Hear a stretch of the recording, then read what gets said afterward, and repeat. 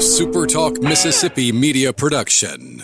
This is Gerard Gibert, and thank you for listening to MidDays here on SuperTalk Mississippi. MidDays with Gerard Gibert is on the air. MidDays with Gerard Gibert is powered by C-Spire. Power your home or business with C-Spire Fiber. To learn more, visit supertalk.fm/C-Spire. C-Spire Fiber powers SuperTalk Mississippi.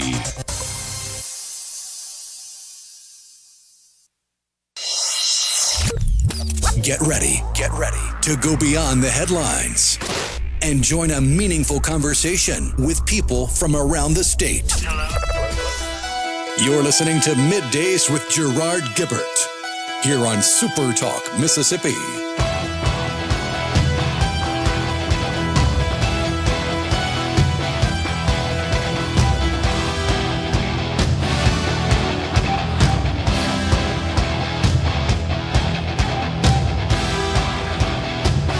Good morning to you. It's not Friday, but it is Friday Eve. There it is. I thought Rhino was going to miss his cue. Welcome to MidDays on SuperTalk Mississippi. Dave Hughes here. Caught him off guard. It was too early. We're not moving at that rate of speed today. It's Friday Eve. We're kind of chilling. You got to rest up for the big fun day tomorrow, right? Oh, yeah. Yeah, sure. We'll go with that. That sounds appropriate. How you doing this morning, man?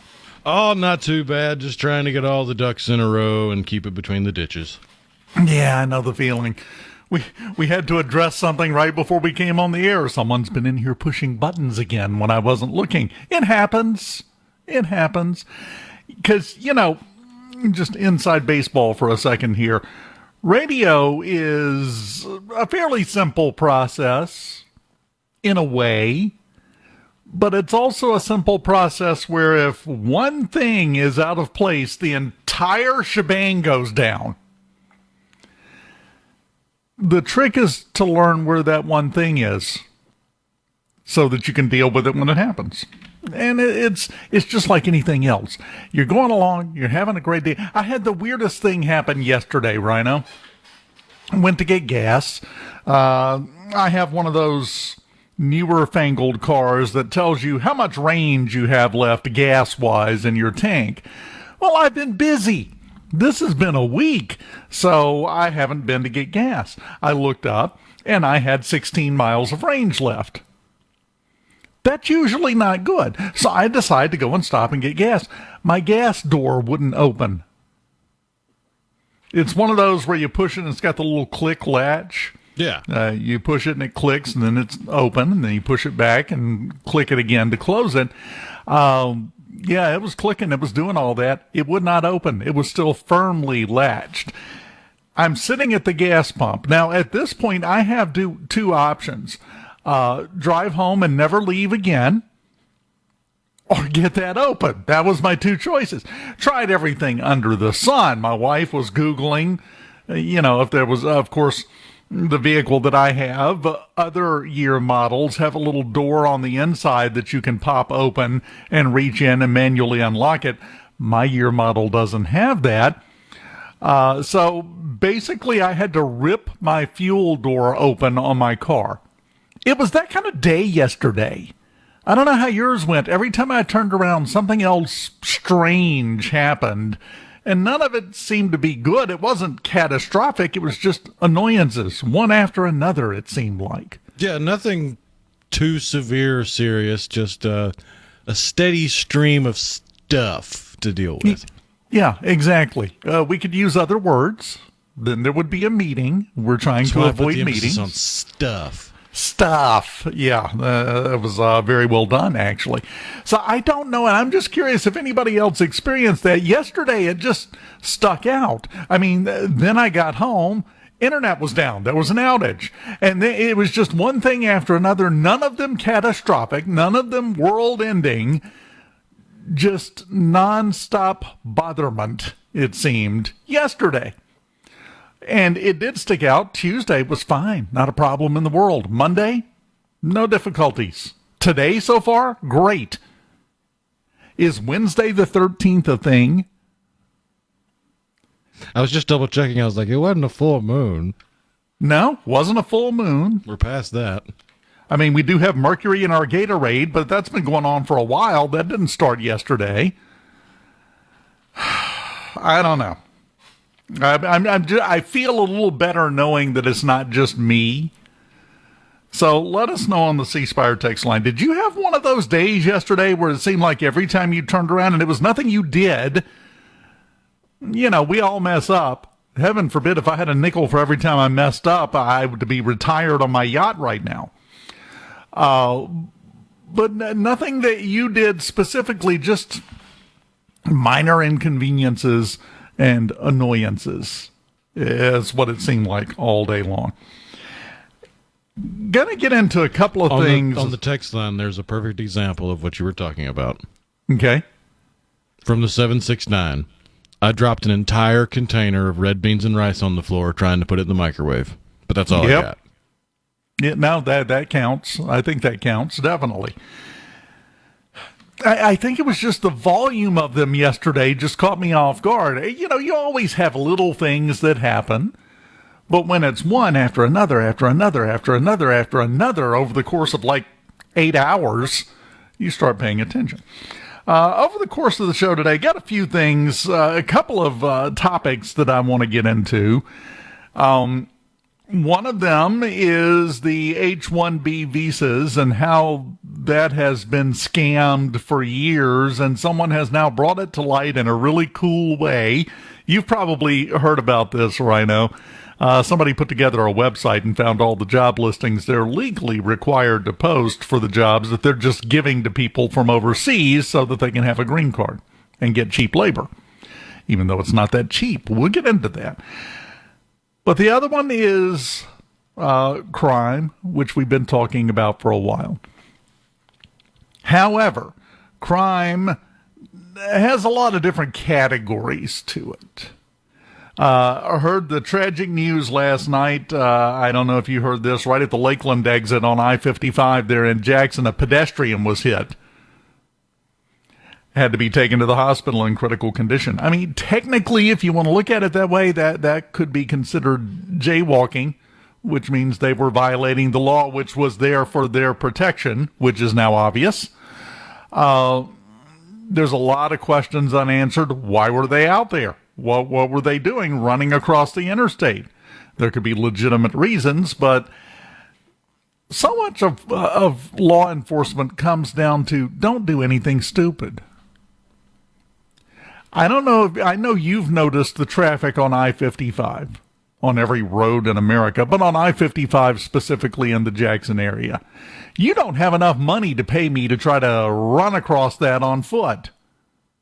Yeah, I'd much rather walk a long ways around than try to cross that on foot. Yeah, I mean, it's the speed, yes, but it's also, how do I put this without getting in trouble? Oh, wait, I quit worrying about that years ago. A lot of people behind the wheel of a vehicle are just dirt dumb. And I'm judging them by their actions while they're driving their vehicle. They may be perfectly fine in other ways, pinky down good, but they're just demonstrably stupid in how they operate their vehicle.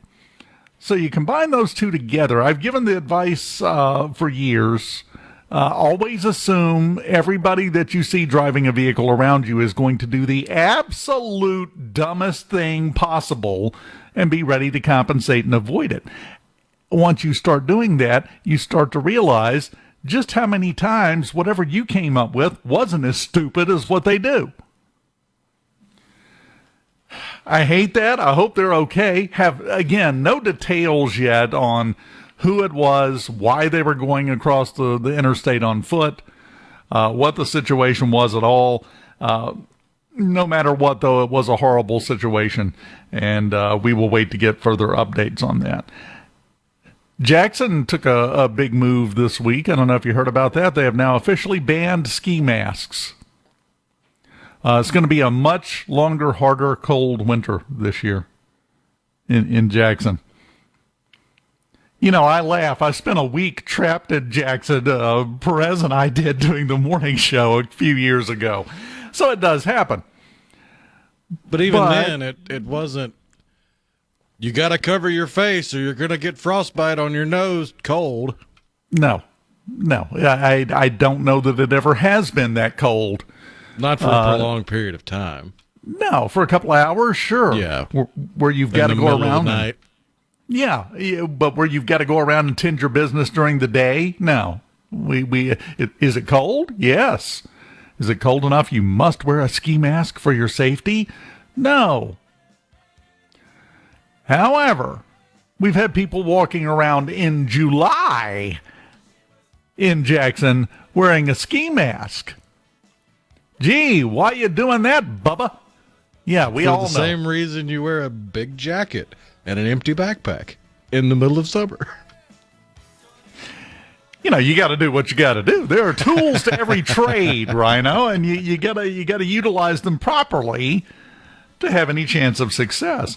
So they did that. Columbia has made an interesting move. Livingston Parish, Louisiana, right over the line. They're doing something that I'm amazed isn't getting enough pushback. We'll talk about all of this before we're done here today on Middays in the Element Wealth Studios on a Thursday morning. My friend, keep it here.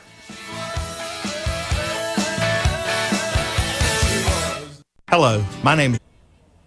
This segment of Middays with Gerard Gibert is brought to you by Covington County Hospital in Collins, where your health matters. Middays with Gerard Gibert. Let's do this. On SuperTalk, Mississippi. Let's go.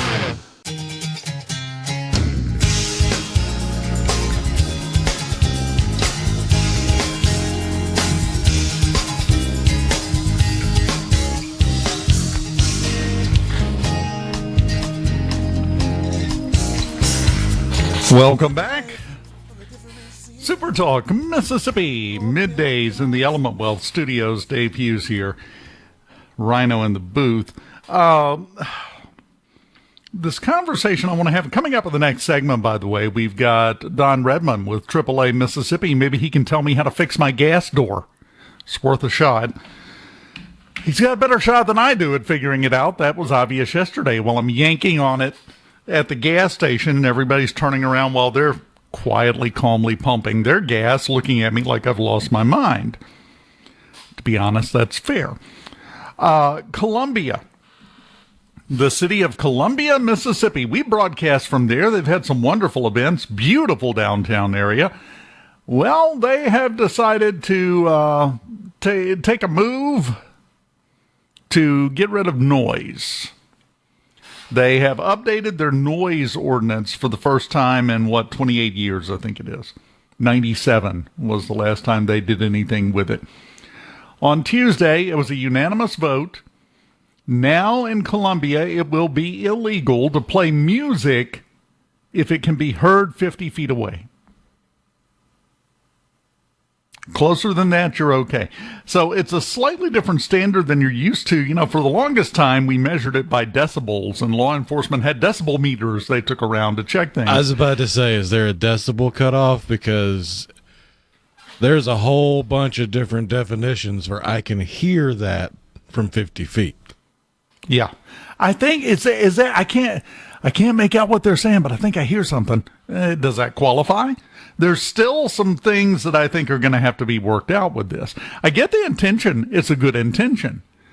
But it's illegal to play music at a volume which can be heard 50 feet away, or to own an animal that barks or makes other loud noises for 10 minutes or more. Yeah. Definitely put restrictions on the pet owners. That's going to go swimmingly. That's going to go great because pet owners aren't feisty at all about their pets. Also makes it illegal to alter a vehicle's muffler or exhaust system to create loud or disturbing noises. Glass packs out the window in Columbia. Whoa. I know it's early, but I'm going to go ahead and give Rhino the perfect response award for the day. That was it. Violations can lead to fines ranging from $500 to $1,000 or from 30 to 90 days of jail time. Good intentions. I think it's a good idea, and you got to do something about it. But there's another thing that I want to point out about this that is never mentioned when we do something great like this to deal with a problem.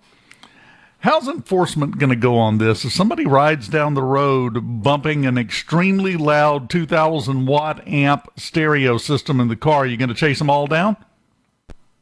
Because once some people get away with it, everybody is going to think they can get away with it, and you've accomplished nothing. We've seen that over and over and over. So what is the enforcement plan? This is the law saying that it can be enforced, but we never discuss how we're going to enforce these things. It's great to have the laws, and I'm not picking on Columbia here. This applies to just about every law. We don't discuss the enforcement portion of laws and ordinances enough, I don't think. Well, we just got to do the best we can. Well, I thought that's what we were doing. And now here we are.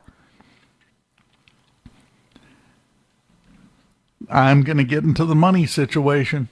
You get what you pay for. If you're going to short the police budgets, pay law enforcement officers a low rate, but expect the 20 guys in your department to operate like a 500 officer staff making $100,000 each a year, you're going to have a disappointing time. It doesn't work that nothing works that way.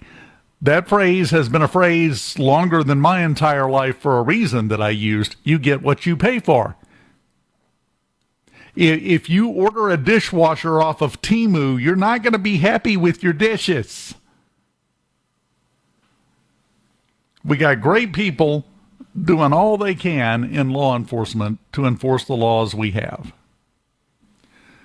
But if you don't have enough, and if they're exhausted because they're working 2 other side jobs to try to pay their bills because they're not making enough money, they're not as effective as they would be if everything was right. But we don't want to discuss that. We want to sit around and pass new laws and ordinances and say, see, we took care of the problem. Again, this isn't directed at Columbia. It's just what triggered in my mind when I read this story. That's great. I'm not in disagreement with anything except possibly the animal portion of this, because that's going to become a very, very sticky wicket, especially when you consider we live in an era when Karen next door will call and report you for stupid stuff just to prove to themselves they have some sort of power and agency in life. By the way, the ones trying to prove that usually don't. That part is a little questionable. You might want to take a look at that. I get it. Intention is good, but this is general overall statements, though. The general cry, when we start talking about crime, the conversation always comes around to, well, just lock them up. Where? How many beds do you think are available in the prisons? Once they're full, what do we do then? You scream, lock them up. There's nowhere to put them. Now what? There has to be a way to start dealing with this in an effective, functional way. And I'm sorry, if you think passing new ordinances is going to do it, you're missing a full 50% of the picture and doing nothing to address it. I don't know, Rhino, what do you think? You hire one guy, give him an electric scooter and a decibel meter and say, go get him? That's his dedicated job in this particular situation? I'm still stuck trying to figure out when Bub Rub was. That was 2003. Jeez. Wow. Wonder what he's up to. You could hire him to go around and find the noise ordinance problems. And just shout that every time you pull somebody over instead of a siren. Or have, ironically enough, a loudspeaker that can be heard from more than 50 feet away playing that to tell people to pull over. That would be perfect. A lot of places, most places, need to deal with noise and noise problems. It's a problem everywhere. So definitely full marks for trying to do something. I just don't think there's any follow-through there that's possible. Colombia might be a different situation. I don't know. I'm not familiar with Colombia. There may be no other crime, and that's the police are going to have plenty of time to deal with this. Maybe, maybe not. But we have to look at the entire picture when it comes to crime and what to do about it. And unfortunately, everyone seems to be trapped in the mindset that there's got to be one quick, easy fix somewhere. You know, just one, that we do this one thing and everything gets better. It doesn't work that way. You would think as a society we would have learned that by now. I mean, it's not like that's a new want for society. The Jetsons had the machine you walked through and it dressed you. And we figured out that's not really feasible. Why can't we figure out these other things that aren't really feasible? Exactly. So I applaud the effort. The intention is there. It's on point. It's perfect. But I'm using this as an example. Again, I'm not trying to pick on Colombia. Beautiful city. Love it. Been there many, many, many times. Not trying to pick on them at all. What I'm saying is this has triggered, this was the example that's currently in the news that triggered it with me to start thinking about this as it applies to the entire state, the entire country. It's one thing to complain, it's another thing to do something, and it's yet another thing to do something effective. So now we need to focus on the second part after we get the laws straight on what is and is not illegal. Because unless you enforce it, you might as well not have a law at all. And that applies to everything. Severe penalties for murder. If we never enforced it, nobody would care, right? Don Redman on the way next here on Middays in the Element Wealth Studios. Keep it here.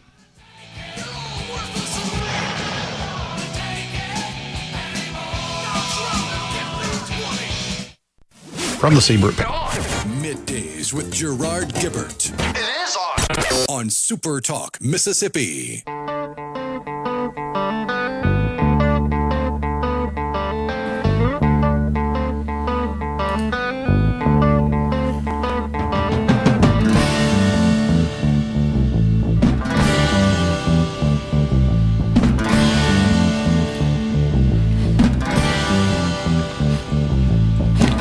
Welcome back, Super Talk, Mississippi Middays, the Element Wealth Studios on a Thursday morning, and we are joined now by the executive head of AAA Mississippi.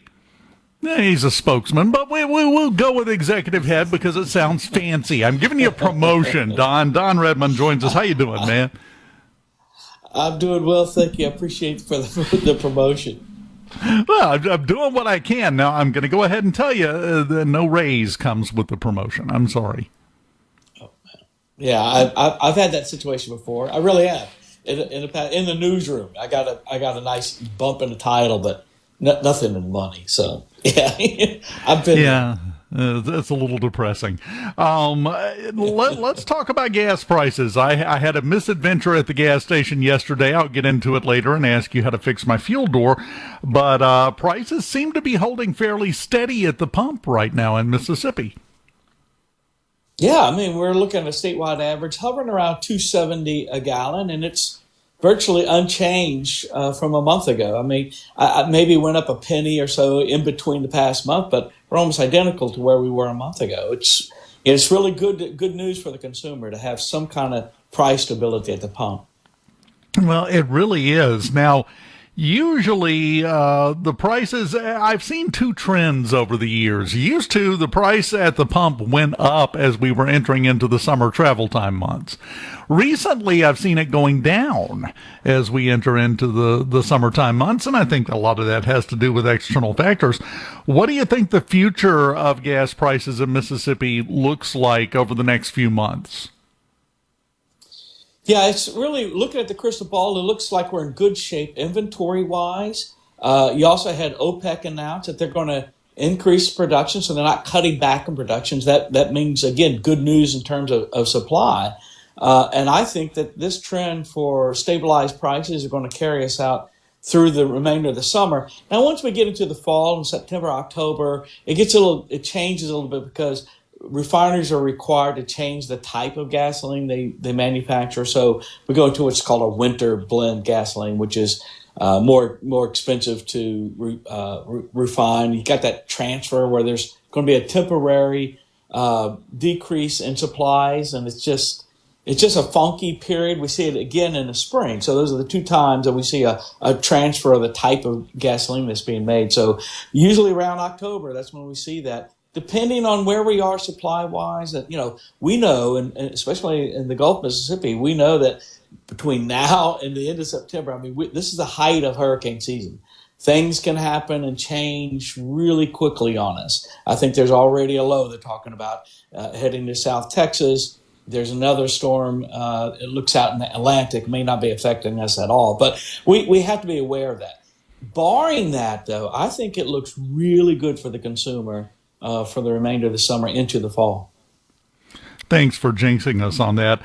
For those that don't know, could you explain a little bit about this switch to a winter blend? I mentioned that a few weeks ago to someone in a conversation off air. We were talking about gas prices, and they said, "What are you talking about?" They had no idea that happens and it happens every year. This isn't an unusual event. Explain a little bit though about what that is and why it happens. Well, this is really going to be primarily intended for those states that actually have a hard winter. And so it's more volatile, and it's not as clean as the summer grade. The Clean Air Act required a much cleaner, efficient gasoline for the summer, and it's less volatile. So the summer blend gasoline, which they start refining in February, March, is typically more expensive than the fall blend. The fall blend is essentially the old style of gasoline. It's cleaner, perhaps, than what we saw in the 70s. But still, it allows for those that are experiencing cold weather to be able to turn over quickly. And that's, you're always worried about fuel not being able to spark and being sluggish on it. So it's a different type of gasoline, primarily for those cold areas. When we don't think about it, but when you get in these -0 areas, that fuel is very important. Well, yes, and when you get down to those kind of temperatures, as a lot of places do in America every year, that can leave you stuck wherever you're at. You're not cranking it. You're not going anywhere if you don't have a sufficiently volatile fuel. The question is, why not go to one or the other year round? This is almost the same question as we have about daylight savings time. It's the same kind of argument. Why do we swap twice a year? Why not just pick the one that would work both times and stick with that one? Yeah, and I think, again, that's going to require some legislation, but certainly we have advocated narrowing down the number and types of fuels that are required. Particularly when you look on the West Coast, which, historically some are looking at $5 a gallon. You've seen refineries leaving there, but even city specific about what type of gasoline can be refined. You're talking about potentially 13 different blends of gasoline in the national. That just doesn't make sense for the consumer in particular. They're the ones who are going to get messed over on that. And you see that in the West Coast, where gasoline prices are constantly between $4 and $5 a gallon. It's because they don't like refineries, so no one's making it. And then they got all these different blends of gasoline. So, yeah, AAA has long advocated for let's start narrowing it down. We don't need 15 different types of blends of gasoline. The question is a premium versus mid-grade versus regular. We're trying to just narrow it down so it's easier for refineries to deal with capacity and deal with supply, and especially when there's a tightening in supply. You can't just transfer gasoline from the East Coast all the way to the West Coast. Same with the Gulf Coast. You can't take Gulf Coast gasoline and ship it over to the West. It really needs to be a tighter market with less choices, fewer choices. That makes sense for the country. So, as usual, we have overcomplicated things. We tend to do that, don't we? I mean, yes, we do. We do. And it just, everybody wants to legislate something specific to their own neighborhood. And the refineries don't mind it because they're making money off of it. But, every time the West Coast drives out another refinery, we're seeing refineries leave right now, California, that's only going to do one thing, and that's drive those prices even higher. While you're lobbying, can you get the industry standard changed? Why is everything labeled as unleaded? There's another option now? We haven't had leaded gas coming out of the pumps in a long time, have we? We actually do have a leaded gas. Well, it's not leaded. It doesn't have any ethanol in it. It's primarily for boat owners. It's great for small machinery like my lawnmower, but it's much more expensive. But it doesn't contain any ethanol. I don't know that doesn't make it leaded, but it doesn't contain ethanol. So you're right. I don't know why they have that unleaded signature on there, because you're right. It's all unleaded, and what I think they used to call it white gasoline. I think so. Yeah, the old term for That's going back a number of years, but I agree with you. It's silly to have everything when everything is unleaded. Yeah, I agree with you. But that's just to me another symptom of being a bit more complicated than you need to be. I'm going to go get some gas. Oh no, we have more questions to ask you before you do that, because we got to narrow down and make sure you call it the right thing. And let's just simplify it. Let's go get gas and move on with our lives. I think that would help in a lot of different ways. I also would like free ice cream on Fridays, but that's not going to happen either. So we just kind of have to deal with things as they are. Travel, is it going to die down, pick up, or stay about the same for the next few months now that school's back in session? Well, typically it does slow down, but in comparison to previous years, I mean, this year has been a banner year. Record number of people traveling this whole summer. So we definitely have the pandemic clearly in our rearview mirror. We're moving ahead and we're setting new records in travel. So yes, it starts slowing down once we get school starts and what have you, but it is still going to be robust. And now these are people starting to plan right now for their next adventure, because right now a lot of our members, for example, have already purchased their cruise tickets. Alaska is a big draw. That has been a big draw for this whole summer. And boy, they start making their plannings come by October, November. They're already planning for their cruises for summer in Alaska. October and November. So these are the non-college football fans you're talking about, obviously, because nobody's going anywhere in October and November. No, they're staying home, but they're just buying their tickets for the summer. But yeah, popular destinations for our members in Mississippi are going to be Tennessee and Orlando are two really big draws for our members from Mississippi. Both with an easy driving distance. You got to like that. Exactly. Don, Yes. always enjoy talking to you, and I appreciate it when we can get into discussions on things like white gas, which proves we're both really old. I appreciate that. Thank you. Try to keep it between the lines as best you can, my friend, and we'll check back in with you again soon and see how things are going, okay? Great. Appreciate it so much. Anytime. Don Redman with AAA. He now has to go explain why the guy on the radio called. Are we going to do this? Middays with Gerard Gibert. Keep rolling. 3, 2, 1. On SuperTalk, Mississippi.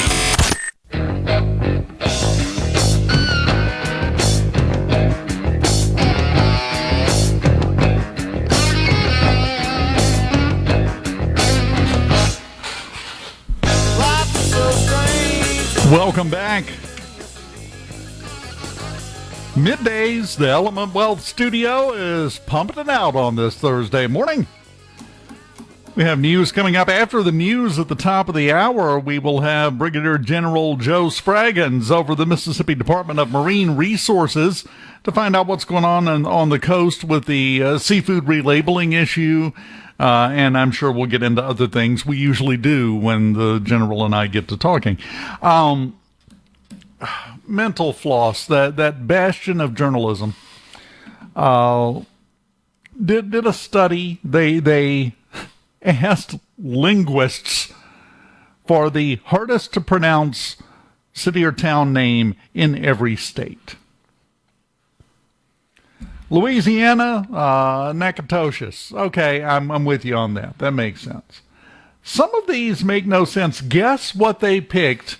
Let me rephrase that. Rhino, what would you pick as the hardest to pronounce city or town name in Mississippi? Oh, that's tough. I'm going to say either D'Iberville or Kosciuszko. See, Kosciuszko immediately jumped in my mind. No, they picked Louisville. Because, obviously it's supposed to be Louisville. No, it's Louisville. So they picked that as the hardest to pronounce name in Mississippi. I'm saying Kosciuszko with a close second to me of Bogachita. Yeah. Heck, I would put Learned ahead of Louisville. As far as difficulty to pronounce correctly. We have plenty. I just don't see how Louisville even made the list, but they picked that as the hardest to pronounce one in the entire state. Arkansas was Wichita. Tennessee, a small town, Ultewa, I guess. I'm probably butchering that. I'm not familiar with it. But Mississippi, hardest to pronounce town name is Louisville. C Spire text line, if you have any other suggestions we haven't covered, I'd love to hear them. Because to me, Kosciuszko is the award winner. I knew Bogachita was up there. Really learned it years ago. It was the shooting that happened in Bogachita over Memorial Day weekend that year. Horrible tragedy. To listen to the national media try to pronounce Bogachita was educational to me. That it turns out, no, that's almost impossible to pronounce if you don't know how to pronounce it. Oh, we got another strong contender on the text line. Okay. From JR in Starkville and another one from the 662. Sugarlock. Oh, yeah, that's a good one. Put that one on the list. That's a contender. All of these ranking above Louisville to me. I mean, that's kind of, there's one little trick to it. If you're familiar with Louisville, Kentucky, you mispronounce it and somebody says, no, this one's pronounced Louisville, and you're done. You just about have to take a class to pronounce these other ones if you're not from the area and don't know how to say them. So, Oklahoma, their choice was Cairo. That's common. I don't know. Just curious what your thoughts are on that. Have you heard the latest disturbance in the force, by the way? The New Orleans Saints have hired 3 more male cheerleaders. We have 12 teams in the NFL that are going to have male cheerleaders this year, which is a horrible tragedy. You know who would be surprised that this is a problem? All the male cheerleaders at the college and high school level that we're going to be seeing on Friday nights and Saturday afternoons and have for a long time. By the way, that is some of the strongest, most physically fit human beings on the planet are the male cheerleaders. But now we've twisted it around to where this is a horrible woke idea. I'm not sure I'm buying this fairness, one. There is a difference between a male cheerleader in college doing 1-1 stunts versus a dude in makeup on the Palm Squad. Yes, that is very true. But they are dressing as traditional male cheerleaders. Is it the Vikings that have them on the Palm Squad? Yes, it's the Vikings that have them on the Palm Squad. That's a problem. But the ones that the Saints have are doing traditional male cheerleading roles, wearing male cheerleading outfits, no skirts, no anything. And male cheerleaders have been around for decades. That's not new.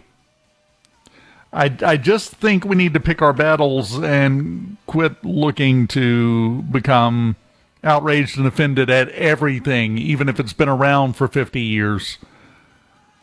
Especially if it's been around for 50 years. We have Fox News, we have SuperTalk Mississippi News, and then we have the Brigadier General, Joe Spraggins, joining us here on Middays in the Element Wealth Studios. My friend, keep it here.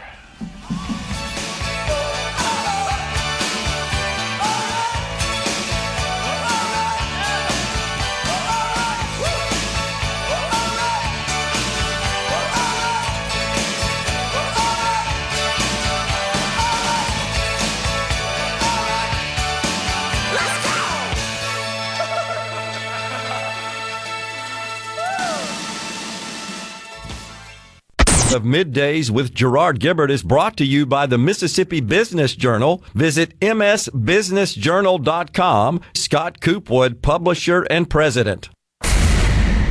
Welcome to the show that challenges you to think deeply, and look beyond political posturing. You're listening to Middays with Gerard Gibert here on SuperTalk Mississippi.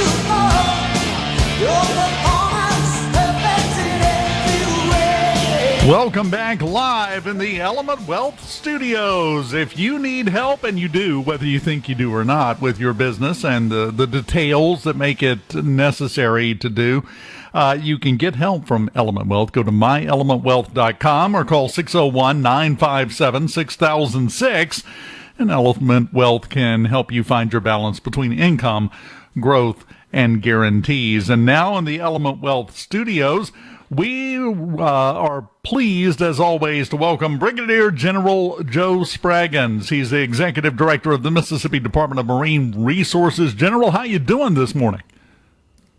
I'm doing great. How are you, sir? Doing fantastic. How are the waters right now? Well, they're a little warm, but they're working pretty good. It's not as hot as it was a week ago, so the water temperatures went down a little bit, so that's helped some. And obviously helps us with, what we have as far as our oysters or anything else that's on the off bottom. They're able to produce. So things are working good. Very good. Now, you mentioned the warm waters. And as we enter the last half of August, first half of September is the active hurricane season for us. We get little stuff outside of that window, but that's usually the big window. Let's talk for just a moment, if we do, and we certainly hope we don't, but we're already getting some dangerous signals from various storms. What kind of impact does a storm coming through have on the usage of our marine resources and the seafood industry on the coast? Not only when the storm is here, obviously that disrupts things, but afterwards. Well, the biggest thing is depending on the size of the storm, and especially if it's a major storm, it's going to bring in a lot of different things into the Gulf, and it's probably going to do a lot of damage to our oyster beds. Because the oyster beds, it gets silt will come back over the top of the beds. Whenever it moves the water in and out.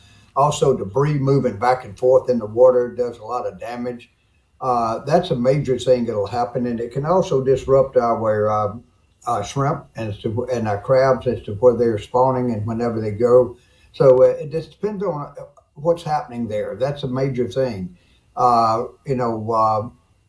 It also can wash out if oyster spawns several times a year, and especially this time of the year. And so now they could be, it would even move the oyster spat and move the larvae and move it somewhere else. And, it'd be a lot of things that could happen. So we just have to, and also tearing up our estuary. Whenever you tear up our grass beds and shorelines and all, that does away. Anytime you take any of that away, you're taking away areas to be able to feed the estuary itself. And, I ask this question because we focus a lot of time on the damage that a storm of any size really causes on land, which can be catastrophic and is an enormous threat to life and everything else. But we don't really hear a lot about what it does out in the water. So I wanted to get some clarification on that, because that has an impact on the seafood industry down on the coast when a storm comes through, and it can last for a while, right? It can, and I mean, it can definitely, slow down the actual process of being able to get the seafood, to be able to get it into the restaurants, into the markets, or anything else. And obviously, it can cause damage even for future, growth in the seafood. Because if you mess up, if it has a problem with, especially the crabs or the oysters or anything else, that it could be able to destroy the spawning and be able to destroy the product, then it could cause issues for several years.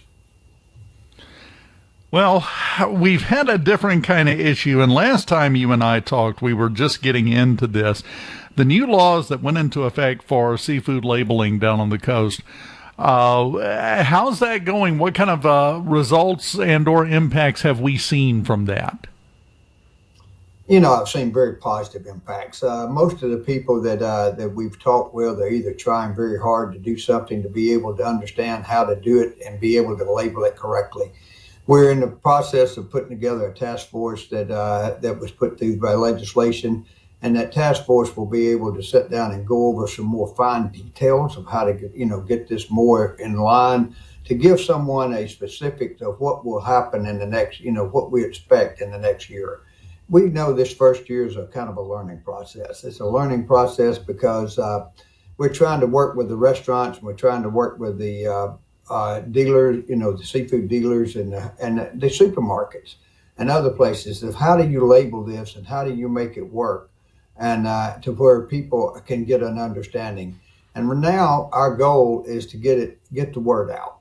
The word's out, and now we're trying to get people to help us to be able to do something. I mean, if it's just the fact that you're putting a sign up on in your restaurant or wherever saying these items are imported, these items are domestic. Well, at least you're trying.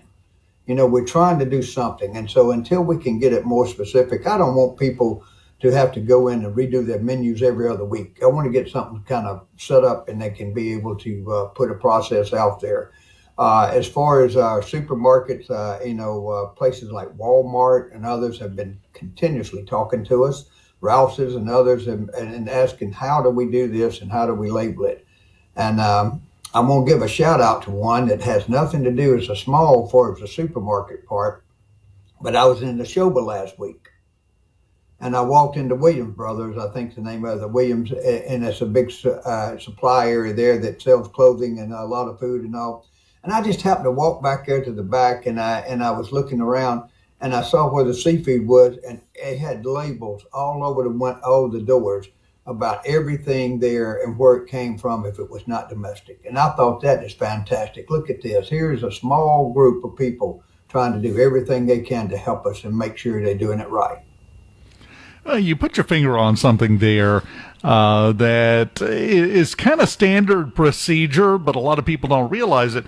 You put something like this into place. You put this law out there, and you put it in. It's not an immediate thing like flipping a switch to enforce it, like life or death.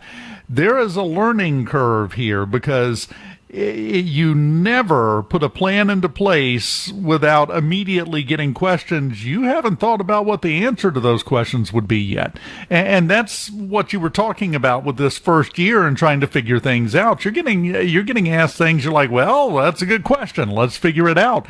And that's kind of an ongoing process, isn't it? It is. And it's going to continue. And until we get it, we figured basically it's going to be a 2-year process. The first year is a very much learning of what we need to do exactly getting the ideas of how to tell people to do their product and what to do it, and be able to get a standard.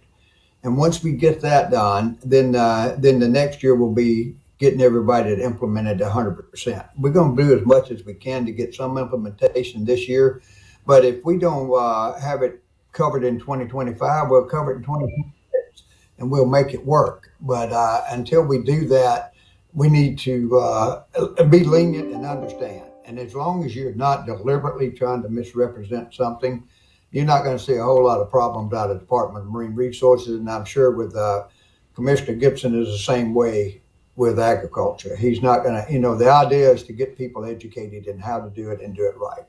No, it's a complicated subject, and you were talking about the store up in Neshoba that had taken care of it. A lot of times it's easier for a smaller operation to actually take care of this than a big giant one, right? It is, because, you take something like Walmart. That's a big, how many stores do they have in Mississippi? And they've got to go back, and the idea is they just don't want to change something every day. They want to know how to do it, and, so what we're doing is we're basically just telling them to do your best you can right now to be able to put something out there that states that it is either import or domestic, and then we'll finalize these things as we get forward. But I don't want you to, we're not going to write tickets. We're not in here writing tickets when you're trying to do something. That's not the idea. The idea is to educate you this year and get you educated on how to do it. But before we educate you, we need to have the facts ourselves, and we need to know exactly what we want to do with the law that's written. Well, and a good faith effort goes a long ways when everybody is still trying to figure it out. At least you're trying. Okay, that's what we're looking for, is everyone to try.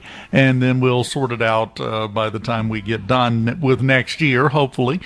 And then everybody will have a clear path moving forward. And even then, you won't be done with the figuring out part, I have no doubt. We'll talk about that in the next segment if you can stick around, General.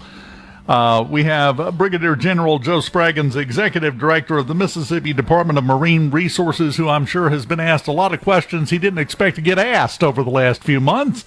And that's not going to stop anytime soon. We'll continue with him on Middays in the Element Wealth Studios right after this. Keep it here.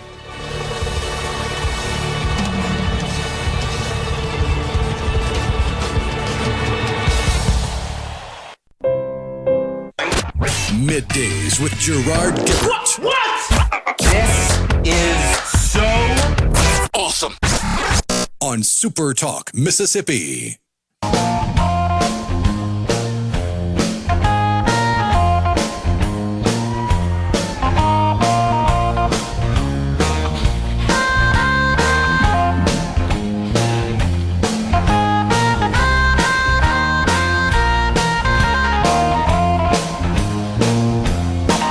Welcome back.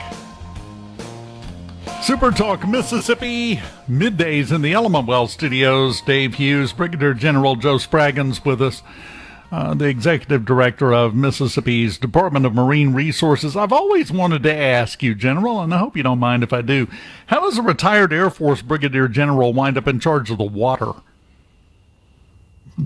Well, it was not something that ever was part of things that I dreamed about doing.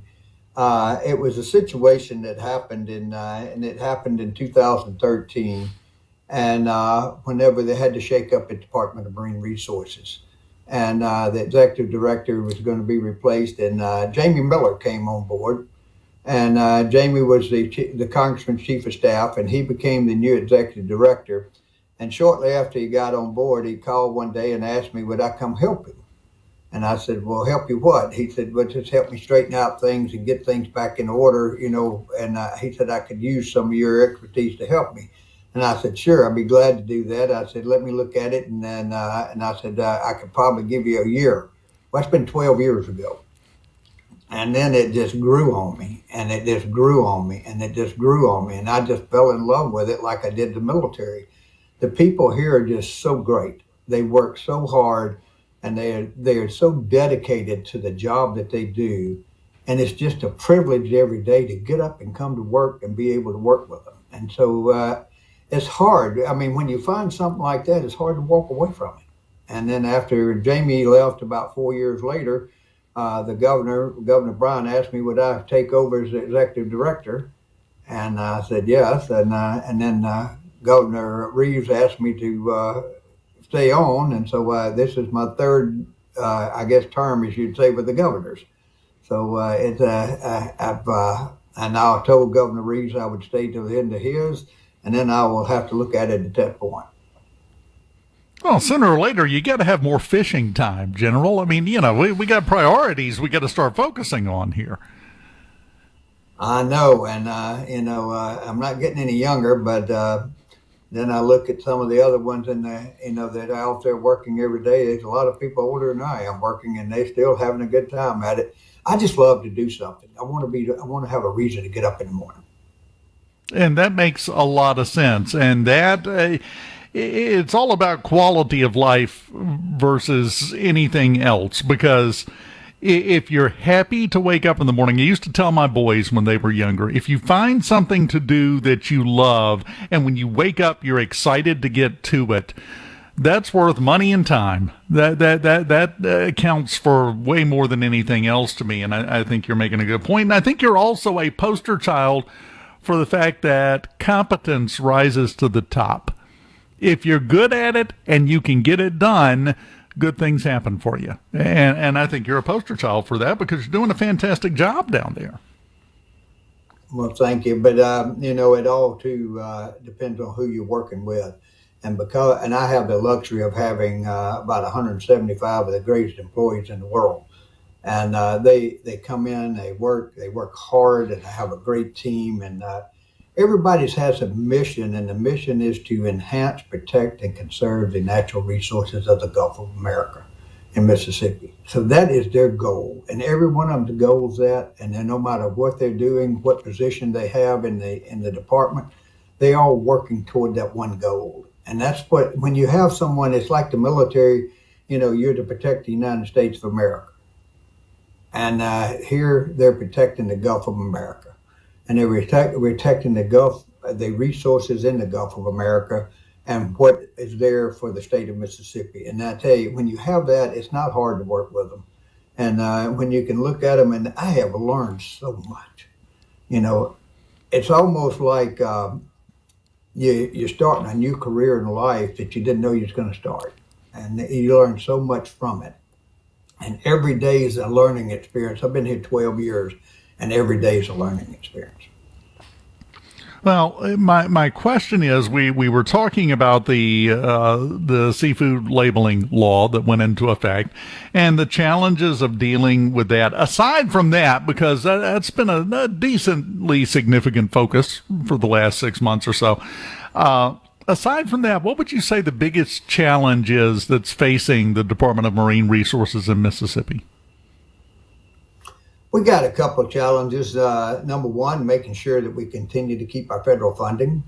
There's certain areas like our coastal zoning and our education research centers and others that are that NOAA is questioning whether or not they can continue to fund. And so we have to look at that, because whenever you take the coastal zoning, they're the ones that go out and make sure and try to enhance and protect all of our shorelines and everything about it, our grasslands and our islands and the things that we do. They're the ones that are protecting that, and they're out there working hard. And I think we'll get that, but we're just having to fight with with NOAA over this to make sure. And it's not just Mississippi; it's every state that borders any one of the either the Gulf or the Atlantic or Pacific. So we're having that same issue with everybody, and I think we'll get that worked out. Our education research centers are near, they're fantastic. They're fantastic to being able to teach people about what is going on in the estuary. And it is a great idea. And we do a 70-30 match with them. They give us 70% of the money, and we match 30% with state funds. And that is a great deal for us to be able to continue that. And I think we'll be able to keep that fight going. And our congressmen and our senators are working hard for us to do that. Other than that, we're still fighting our battle with NOAA about whether or not we're going to be able to raise our snapper level. We should be at around 150 to 160,000 pounds of snapper and not at 82,000. And we're working and using a new system that they have asked us to put in, and that is called MS Creel, which matches up to Louisiana Creel, which they use for theirs, and it worked out great for them. So Alabama and Mississippi are doing a side-by-side program this year with NOAA, with their NIMS program to MREP program, to be able to see if this will work. And I think it will. And maybe next year we'll be able to get our allocation back to where we're at. So those are the things that we're working on right now. And then obviously any time to be able to rebuild the estuary. What can we do? And, get our oysters back. We're working on that hard too. How's that going with the oysters? We went through a period where it wasn't that hot, but it's the work you guys and everyone else has been doing has been rebuilding it. Where are we at in that process? We're getting there. In 2019, we got basically wiped out with the Bonnie Carey when they had the salinity in the Mississippi Sound being zero for several days, and not just one day. So that caused a lot of havoc on it. But it takes about 5 years to get an oyster bed back and get it functional, be able to do it. We're getting there. This last year in 2024 and first part of 25, we did have a small oyster season, first time since 2019. And so we were able to get around 7,000 to 8,000 sacks of oysters that before the weather got to the point that it just wasn't conducive to be able to harvest them. But hopefully we'll be able to have another oyster season this year, and we'll be able to get more than that. And so it's coming, and all depends on nature. As long as we don't have another Bonnie Carey opening or a major hurricane or something to cause a issue, I think that we'll come back. And I think that we will see more and more coming every year. And we put a lot of resources into it and a lot of effort to try to get this back. And hopefully it'll all come back in this year. Well, during the last rainy season, there was talk about opening the Bonnie Carey again when the river started getting up. And you actually were the first person I thought of, because I was like, oh, this is going to go over well if they do that, because it's going to cause nothing but problems. But that's one thing that has to be a focus for everyone. It's the law of unintended consequences. You're trying to help one place and you completely wreck something else in the process. That's what happens when they open the Bonnie Carey. It leads to problems for the seafood industry down there. Hopefully that won't have to be done anytime soon. I would hope not anyway. In terms of the industry down on the coast, the seafood industry, you and I have talked before about some of the challenges that they're facing and the problems that they have had. How is that going? Are things looking any better for them? It is. Shrimp is, we're able to get the price of shrimp back up a little bit, and that's going to help. And especially if we start getting the supermarkets and the distributors, and especially the restaurants selling Gulf shrimp and, selling American. And if we get that, that'll start bringing the price back a little bit for them to help them out. And hopefully that'll change what they get at the processors. And because they'll be able to get more when they sell it to the market itself. And so we're hoping that's going to work. As far as the fin fish, for the first time in about 4 years, we've reached our quota, which is 60,000 pounds of speckle trout for commercial. And we've reached that quota this year. So, it's first time. So that tells you something, that there's something going good there. We still don't have the quota reached on flounder, which is about 75,000 pounds, but flounder is coming back. General, I hate to interrupt you, General, but we're up against a break. Nothing we can do. Attention, adoring fans! It's time for Middays with Gerard Gibert on SuperTalk, Mississippi.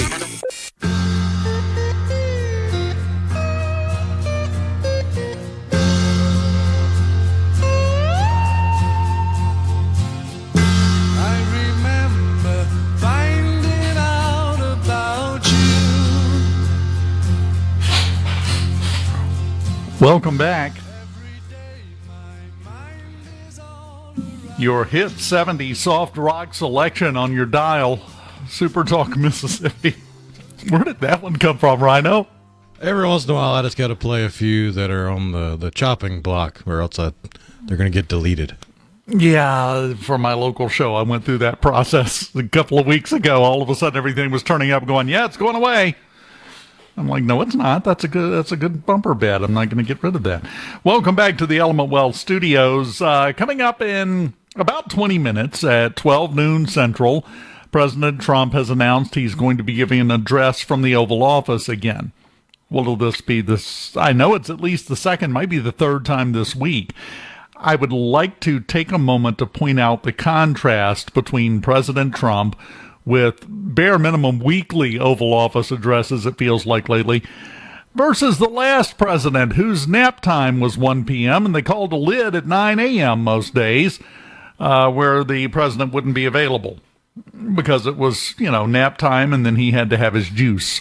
So definite change there. There's a lot of speculation online about what is this one about? What could he be talking about? I'm going to go out with my guess right now.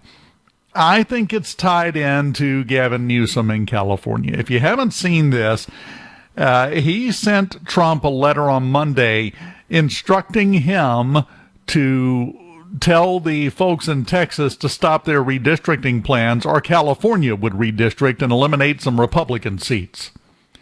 Number one, they ain't got that many. 40% of the voters in California voted for President Trump. Only 17% of the seats in the California State House are held by Republicans. It's already out of whack. So they don't have a lot of room left to give.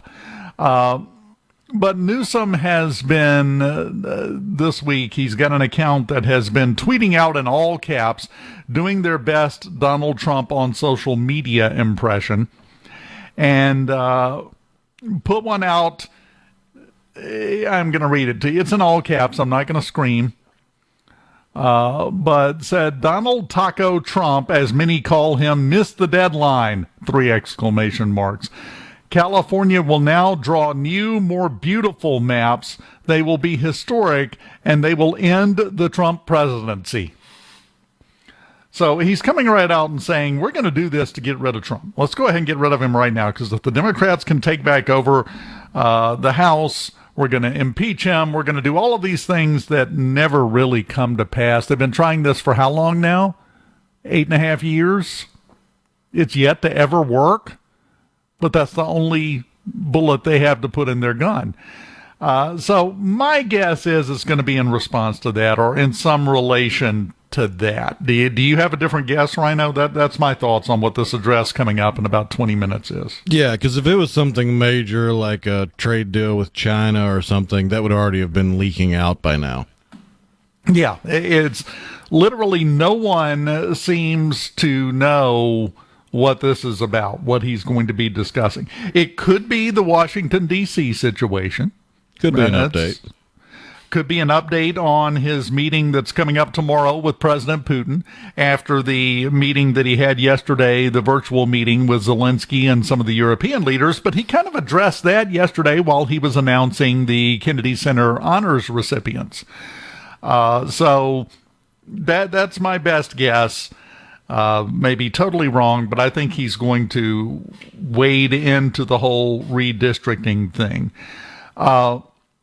The Newsom posts are just bad. Like it's the text impression version of going, this is my Donald Duck impression. Hey, I'm Donald Duck. Quack, quack. Yeah, that's exactly what it is. He doesn't get it. Whoever's writing those for him, it may very well not be him, doesn't get it. They don't understand. And they have, this is what you're pointing out there, they have no personality. President Trump has a personality, and it comes through in writing, out loud. He puts personality into everything he does, which is not accidental. Not accidental at all, because if you have someone in the White House who has no personality, well, guess what? Nobody's going to pay much attention to them and what they say. Look at Ronald Reagan. He was famous for his comments, for his jokes. He used to tell a joke before every press event. He was filled with personality. President Trump, filled with personality. George W. Bush, accidentally filled with personality, but it was still there.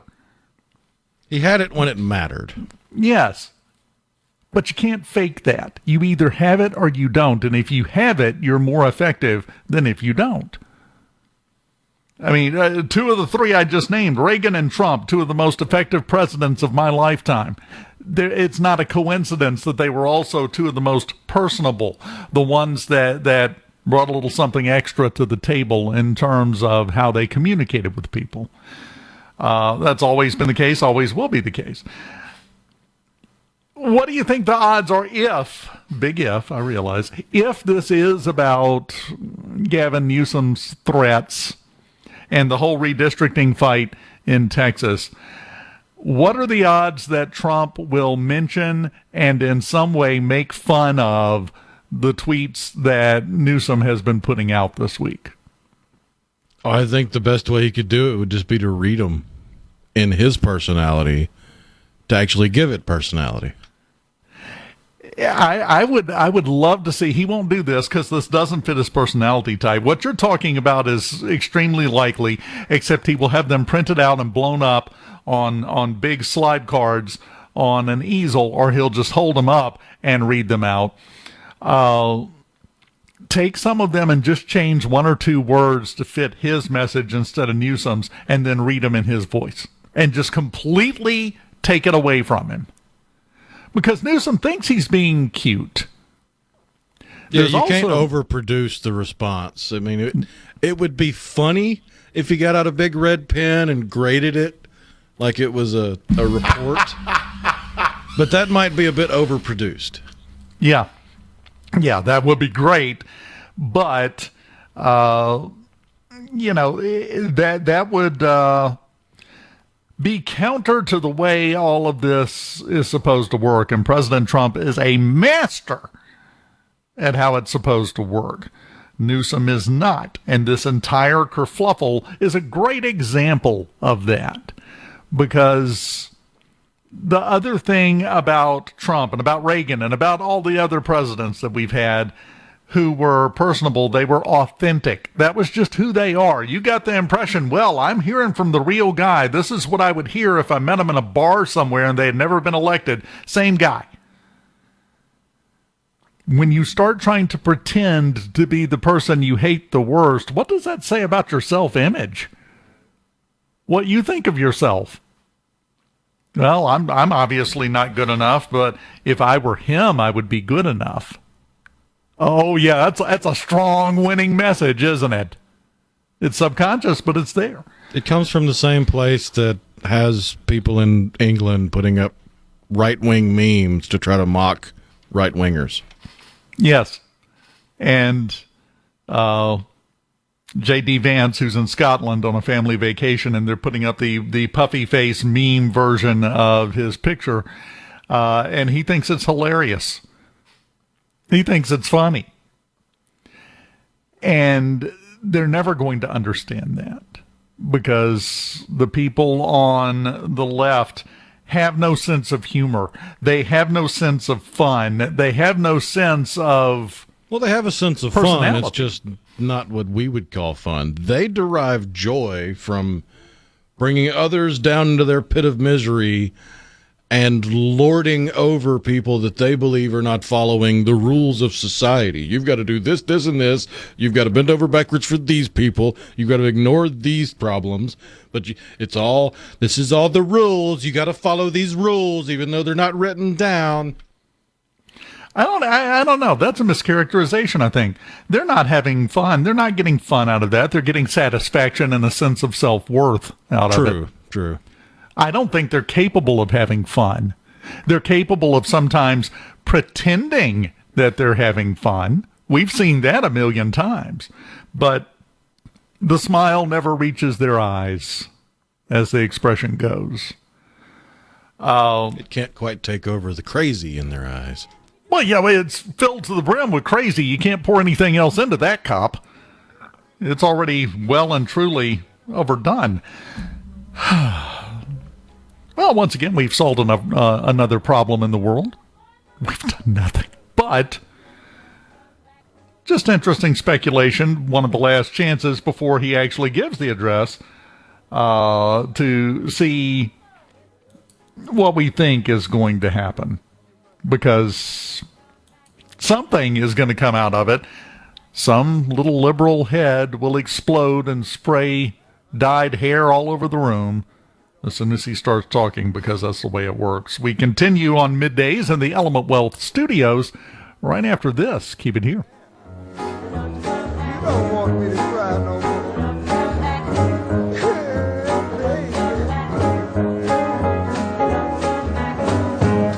Poly up a Mississippi.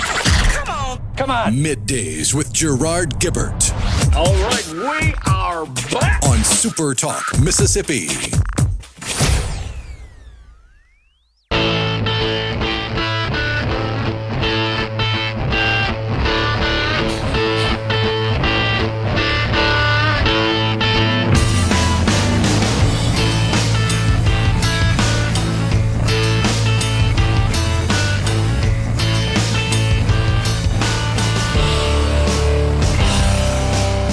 Five lighters on my dresser, yes sir. You know I got to get paid. Welcome back. Middays in the Element Wealth Studios. As long as they're not vapes, you're okay. Lighters, well, that's a different thing. Livingston Parish, Louisiana, just over the state line. They are spending $221,000 in Livingston Parish to put vape detectors in all the schools. Now, you hear that on the front of it. If you have an opinion about vapes one way or another, you are either for it or against it, one or the other. But here's where it gets a little off the rails to me. The vape detectors that detect any smoke or vapor and alert administrators, they're installing them in bathrooms and locker rooms. Here's my question. Also, when it detects smoke or vapor, it activates a camera to see who's coming and going, and it has a microphone that's always listening, so in their words, if somebody's in trouble, they can yell for help. How do you feel about audio and video monitoring of bathrooms and locker rooms in schools? What's your thought there? To me, that seems a little much. Maybe it's me. Now, as always, as we are always told, it's being done for the protection of the children. And to be perfectly clear, everything that I've seen, the cameras won't be inside the bathrooms and locker rooms. They will be just outside the door, monitoring the children as they go to the bathroom and then leave. So as long as they can dissipate the smoke or vape before the door opens, how's it going to be able to detect? Oh, no, the detectors themselves with the live, apparently always on microphones are inside the bathrooms and the locker rooms. Okay, I was just presuming they were all going to be one big thing they put up. Oh, no, that would be too simple. And I'm presuming that the mics are always on. It monitors air quality. This is the superintendent down there. Said it monitors air quality. They also monitor sound. For example, if someone is in there in distress and they're hollering for help, supervisor's words, it will send an alert to the administration, or if there's a fight in there. So it's got to be always on, right? It's got to be, listening to every single noise, single thing that is said in the bathroom or locker room at all times. Otherwise, that wouldn't work that way. It just seems like it's a step too far. I mean, we've had smoke detectors forever. Ask Representative Crockett. Smoke detectors exist. changing it over to be smoke and vape detectors, okay, I can see the purpose behind that. I just think cameras and microphones is going a big far when we are discussing middle school and high school bathrooms and locker rooms. Is it just me? That seems like it's a step too far. Maybe I'm wrong. Maybe I'm looking at it the wrong way. Maybe it's fine. Maybe the kids need to be monitored 24/7, because if there's one thing school should be, it is an utter complete police state at all times. I would like to point out, everybody talks about the state of society right now and culture and how everything has gone off the rails. The last time we didn't have all of these kind of societal problems, none of this excessive monitoring existed. So is it helping or hurting? Just a question. And remember, when answering that question, let's not deal with hypotheticals here. Let's go by results. Let's go by the actual outcomes. Is it helping or hurting to be so overly protectionist that you start making other problems worse? Just my thought on that. I'm not sure. To me, that's a great argument in the school choice argument. Honestly, we were talking to Douglas about that yesterday. I don't know. Well, it's Oval Office address time here in just a moment. It's also time for Fox News, SuperTalk Mississippi News, and then the final hour of Middays on this Thursday in the Element Wealth Studios. We'll be back with that next.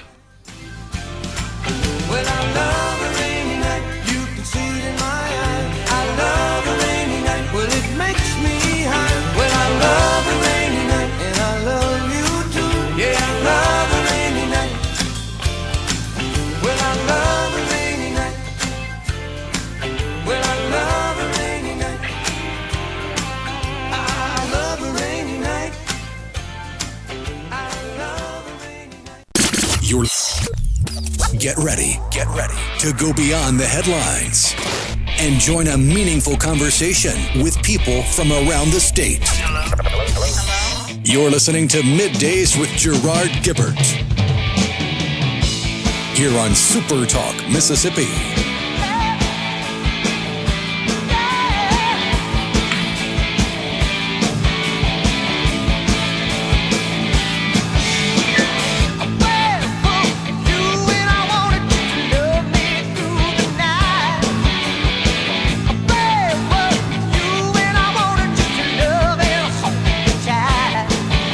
Welcome back, as usual.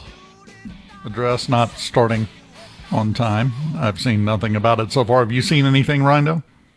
No, the last thing I've seen as far as coming out of the Trump administration was that he's directed the Department of Justice to investigate Act Blue. Well, that's overdue. That's wildly overdue. Latest information I've seen is that I love this one. Ron DeSantis has announced the building of a second immigration holding facility. This one's going to be called the Deportation Depot. It just keeps getting better and better. We also have some interesting Mississippi news. Got somebody coming in from the news department, SuperTalk Mississippi News, here in just a minute. We're going to get them on to talk about it because this one is fascinating. This is an interesting story, and we'll get details on that here in just a few moments. We have this is almost a warning sign for some people. I don't think it is. I don't know if you've seen President Putin after the Zelensky meeting yesterday and the summit in Alaska up in Anchorage happening tomorrow. President Putin has come out today bragging on President Trump and his efforts to bring peace about. Let me explain this because I've seen a lot of different takes on this. This is the game. This is called playing the game. That's all it is. He's jockeying for position before he has this conversation with Trump and trying to get on his good side as best he can, try to change public perception a little bit of himself and what he's doing. It means nothing in terms of what he will actually do. This is just part of the game. As a result, there's no need to get excited about it. There's also no need to get upset about it. It's just the way it works. It's always been the way it works. It's just a little more overt in this particular era of politics. Something I want to get into. Have you been keeping up with the H-1B drama going on regarding the website jobs.now? Have you seen anything about that, Rhino? Oh, yeah. This website, somebody figured out. Now, let's explain. There are something called perm positions, P-E-R-M, all caps, it's an acronym. The perm positions are positions that you can hire an H-1B, get an H-1B from outside the country and bring them in to fill it if no Americans are interested in it. That's one of the qualifications. And there are restrictions and rules on how you have to put the word out there to see if people are interested. Well, somebody realized how they've been gaming this whole time. It's fairly simple, fairly obvious. They've been posting the positions, but they've been doing them in tiny font, in tiny newspapers, in tiny communities, and on the unlisted back pages of their website and other small fringe websites, and then saying, well, we put it out and nobody applied. We got to get an H-1B. We got to bring somebody in from outside the country. Because if no Americans apply, they're able to bring in an H-1B. If an American applies for that position, that puts the H-1B process, the immigrant worker process, completely on pause for that position. So they've been doing this to game it. Well, this person found that and developed a way to find all of those listings and list them on one website. Jobs.now. You go there, and I'm talking jobs, Rhino, that are paying $150,000, $200,000 a year. Oh, yeah, and jobs.now even includes the other way they were gaming the system is not only were they kind of hiding the job openings, to apply, you have to go through certain steps, and a lot of times. In some of them, you have to call a number, and then they will give you an email to email. Some of them you have to just send an email and then get a form. Some of them you have to go to a different website to apply. Like, all these different little ways that they could play hide the job opening. And jobs.now puts all of that information on the same page as the job opening. So if you've got a job opening for this certain type of engineer, well, This particular job opening requires you to send an email to this email address. Well, it's got the job opening and the email address. Yeah, getting you past some of those hurdles. And here's the thing. Every one of those jobs that an American applies for, well, that blocks it out. The Jobs.now PR department, their X feed, posted a screenshot from a website from a poster with the username Work Visa. And the headline of the post is, "Too many perms paused. We need to get this website shut down." Jobs.now is causing more and more perm processes to be paused. This website only exists to stop people from pursuing their dreams. They are literally talking about people from other countries coming in and taking jobs that Americans could do. That's stopping people from pursuing their dreams. It is a BS. They don't use the acronym. They use the word. It is a BS website, and people that apply to jobs on this website are bad human beings. They also may be interested in finding a job that'll pay them $200,000 a year. Especially if they're qualified for it. I would have already applied to this if I'd have known about it. But they took so many steps and put so many hurdles between you and applying for the job, much less getting it, that no one was even aware of it. So it's having a direct effect on this problem. And it's a great example of what can be done to address some of these problems and challenges that we're facing in today's world that doesn't involve Washington. Our default is to scream that, Congress needs to do something. The president needs to do something. This person, that person. Daddy needs to fix this. Sometimes you can just go fix it. And one person figured out what was going on and put this together, and it is having a measurable impact to the point to where the people that want to come in here and take your good-paying jobs are complaining about the website now. I call that good work. Is there a Pulitzer Prize for websites? Because I would like to make my nomination right now. This is fantastic. Having said that, if you'd like a really expensive job, you can go to jobs.now and see if there are any that tickle your fancy and follow the application process. You might wind up in a great... And a lot of these are remote jobs, I've noticed. A lot you do them from your house, no less. You're not going to have to pick up and move. You can still enjoy everything the great state of Mississippi has to offer. Just get a ton of money that would have otherwise went to a foreigner coming in through a rigged process to get that job instead. There is no way that is not a win in my book.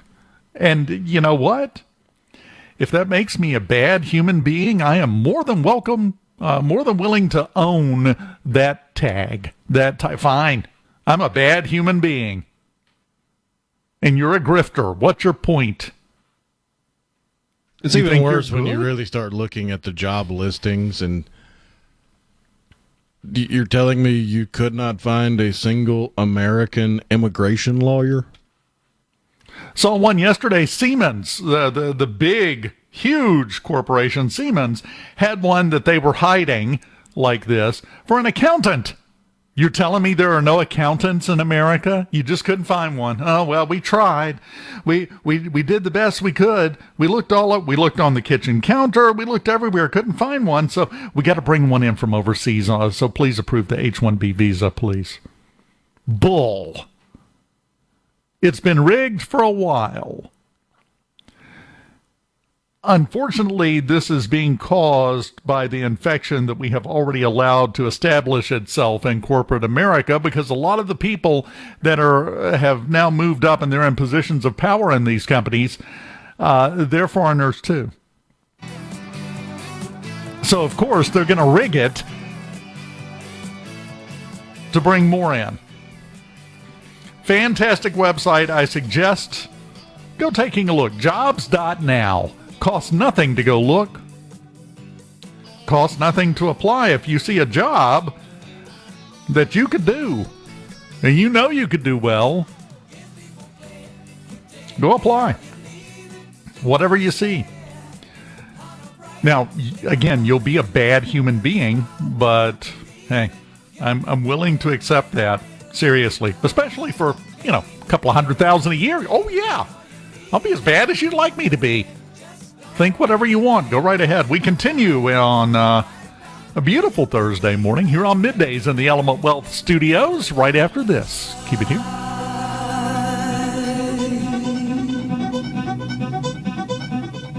For all your covering the stories that matter most to Mississippians. Gerard Gibert. Middays with Gerard. SuperTalk, Mississippi.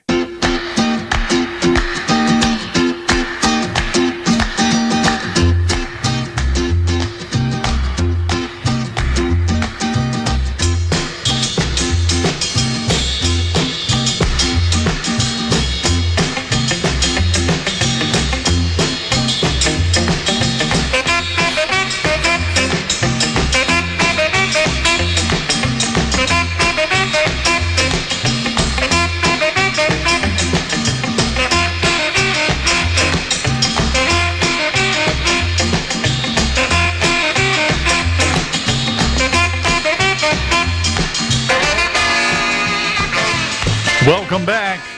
SuperTalk Mississippi Middays in the Element Wealth Studios on a beautiful Thursday morning with tequila, obviously. the conversation we were having before the break, I do want to point out that the Jobs.now board, number one, they don't automate anything. Someone asked them to in the thread that I was reading. They don't automate it. You have to go read it. You have to go apply for it. So you apply for something, that you would fit. You would have some qualifications for, obviously. But these jobs, when they're posted around, are intentionally hidden from LinkedIn and Indeed and all of the job boards that are out there. So they don't turn up. As far as the general public knew, there were no openings. Yeah, the Department of Labor requires by law that the job post or the job availability be put into the public knowledge via newspaper.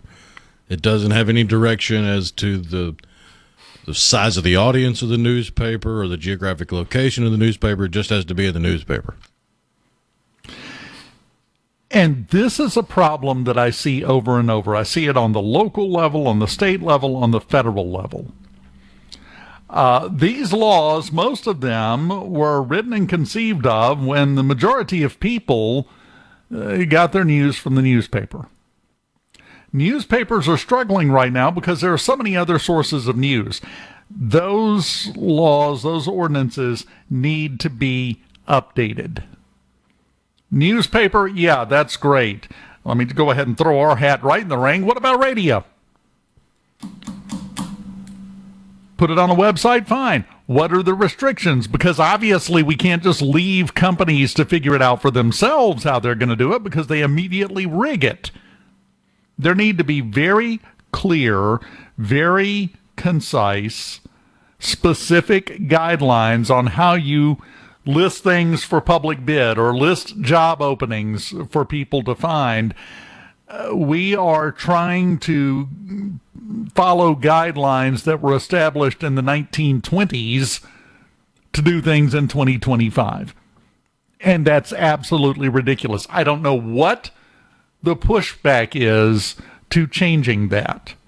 It needs to be changed. We're on a different planet now. It's a different world. It's not nearly sexy enough to campaign on, so the politicians don't care. Yeah, they don't care, which I'm sorry is a great indicator of the fact that that's all they care about is what gets headlines. Right? It's not about doing what's right, because this is a perfect example. This has cost qualified people in America thousands upon thousands of dollars, job opportunities, career advancement, and a better life for them and their family. It has cost them that because there aren't clear guidelines. I mean, because you can't go after them. If they did publish it in a newspaper somewhere, well, they're covered. They're compliant. Nobody knew about it. Nobody heard about it. Nobody saw it in that one little paper that they published it in Spokane, Washington, that's only available in coffee shops at 10 copies per week. But it was published, so we covered that. It's okay. We have to update those. I see it all the time from municipalities around the state of Mississippi. When it's an open bid process, when it's some change, when they're required to have a public notice period for some sort of new ordinance, the law requires that they publish it in the paper. And that's it. They don't say which one. They don't say, anything else other than, you got to publish it in the paper. There have to be additional options now. I'm sorry.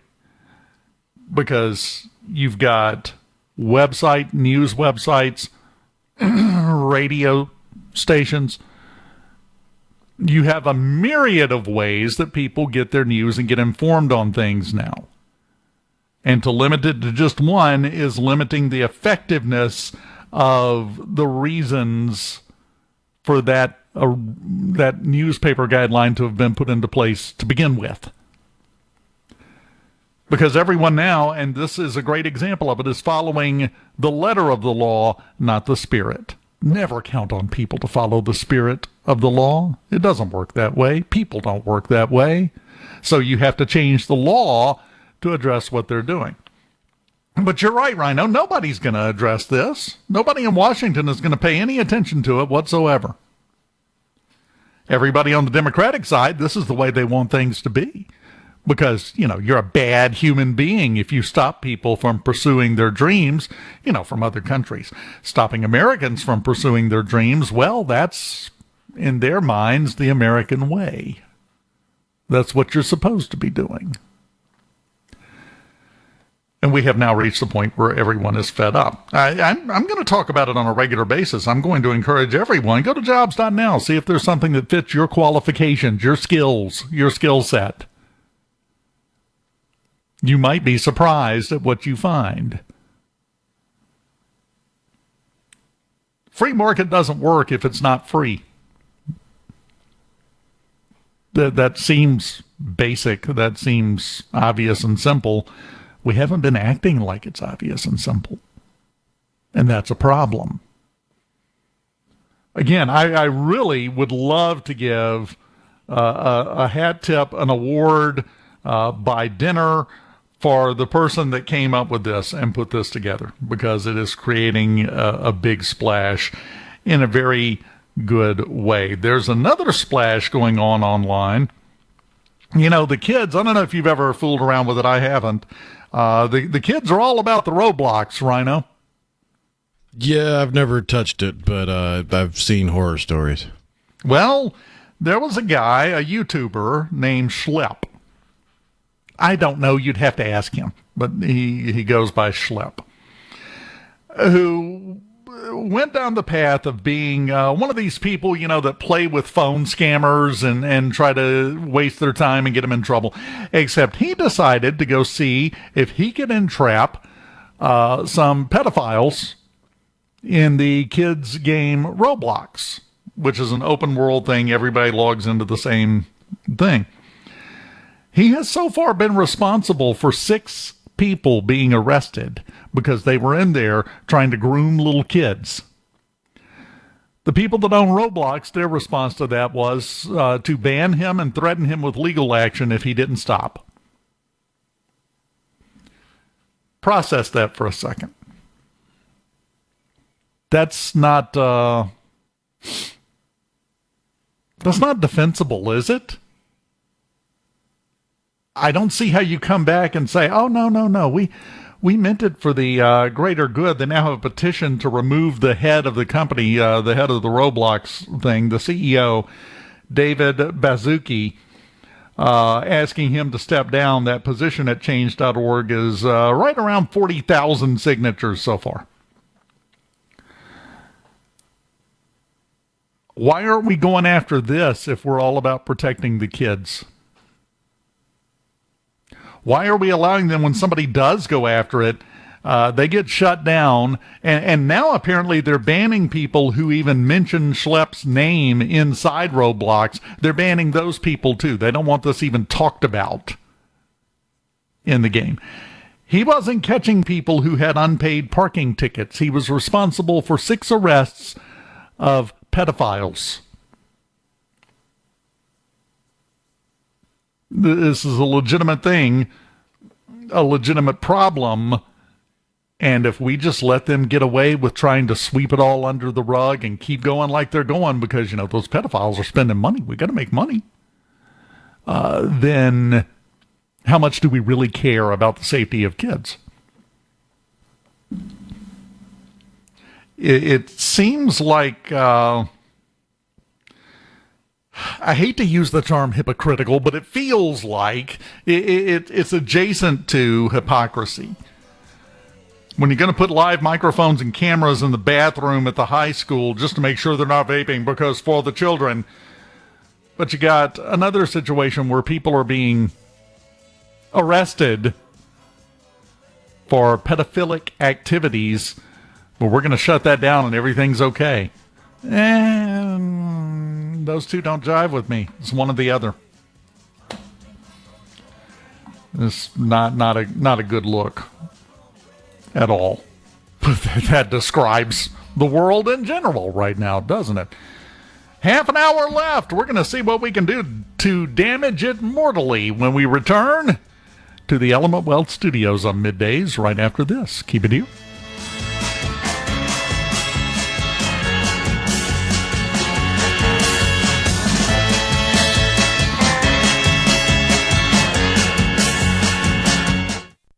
From the Siebert Paint. Middays with Gerard Gibert. It is on. On SuperTalk, Mississippi.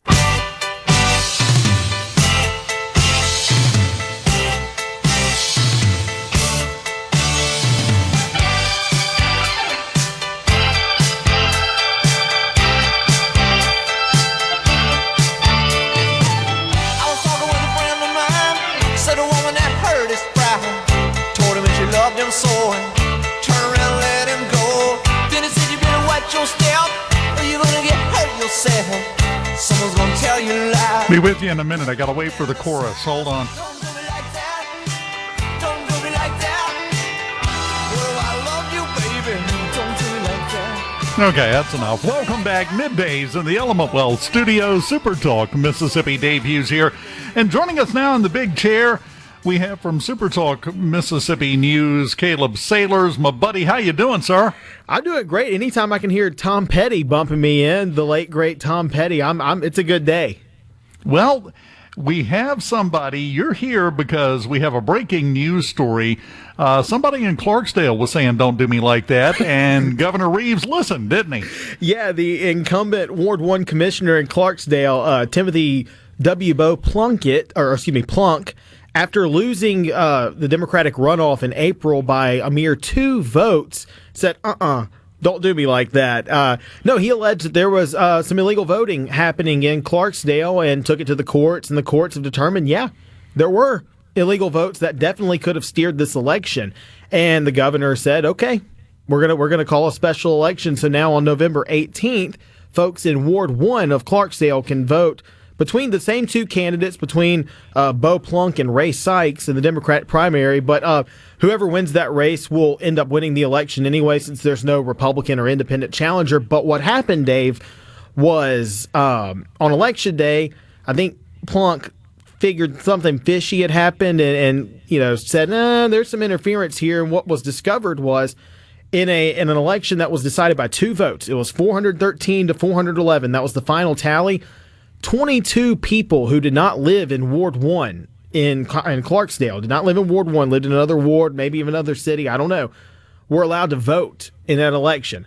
Well, you factor 22 people into an election decided by 2, 2 plus 2 equals 4, and not saying that there was, any kind of election interference, but there were definitely votes that should not have been counted in that election. So now the people in that ward will get to determine who they want to be their commissioner.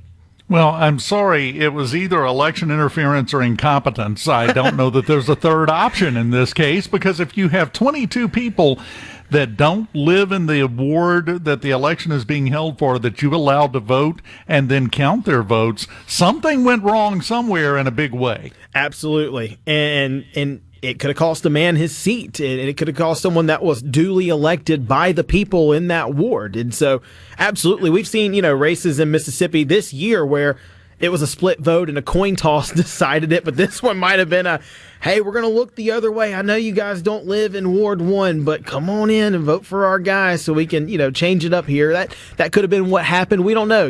Mississippi is a very unique place, but interesting to see a little drama going on in the Mississippi Delta. Well, and what I think is interesting about this story is it highlights something. We talk all the time about election problems, and we talk about voter ID, and we talk about people who aren't citizens being allowed to vote. That's the national discussion. We never talk about things like this. And again, the best case scenario is, because we do have voter ID in this state, the best case scenario is somebody didn't know where the boundary lines were for Ward 1 on the Election Commission up in Clarksdale, and as a result, they let people vote that shouldn't have.